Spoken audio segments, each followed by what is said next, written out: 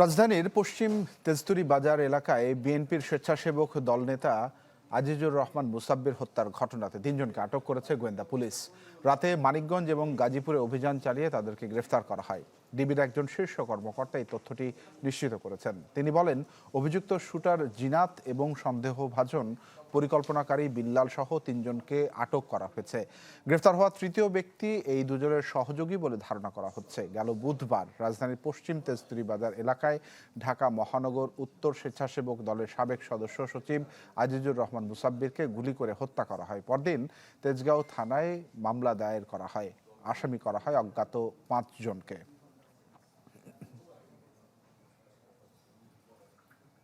দর্শক, যেমনটি বলছিলাম যে হত্যার ঘটনাতে ৩ জনকে আটক করেছে গোয়েন্দা পুলিশ। আরো জানাতে ডিবি কার্যালয়ের সামনে থেকে যুক্ত হচ্ছেন সহকর্মী সজল শাইক। সজল, ডিবি কার্যালয় থেকে কি তথ্য দেয়া হলো সবশেষ?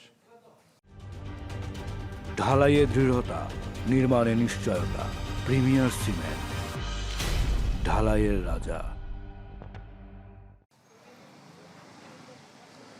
এর আগেও যেমনটি বলেছি যে ডিবি কার্যালয় থেকে এখন পর্যন্ত কিন্তু আমাদেরকে আনুষ্ঠানিকভাবে কোনো কিছুই জানানো হয়নি।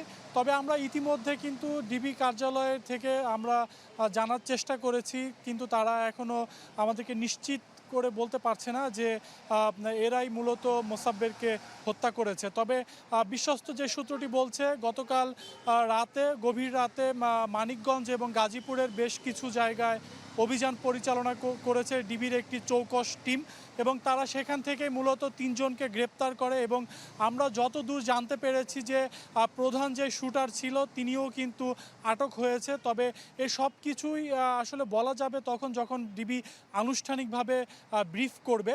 তবে এই মুহূর্তে যেটি বলা যাচ্ছে যে ৩ জন ডিবি হেফাজতে রয়েছে, তাদেরকে এখানে আনা হয়েছে এবং তাদেরকে যেই সিসিটিভির যে ফুটেজ ছিল সেই ফুটেজের সাথে তাদের চেহারা মেলানো হচ্ছে এবং আরও বিভিন্ন যাচাই বাছাই রয়েছে, জিজ্ঞাসাবাদ রয়েছে, সেটি কিন্তু ডিবি যেই ঊর্ধ্বতন কর্মকর্তারা রয়েছে তারা করছে।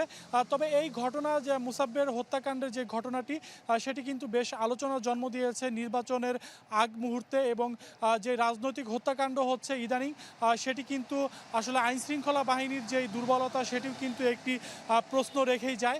তবে ডিবির পক্ষ থেকে এখনও পর্যন্ত বলা হচ্ছে না। যদি ডিবি এদেরকে গ্রেপ্তার করতে পারে সেক্ষেত্রে বলা যাবে যে এটি খুব ভালো একটি দিক, যে তারা মাত্র ৩ দিনের মাথায় মূল দুষ্কৃতকারীদের গ্রেপ্তার করতে সক্ষম হয়েছে।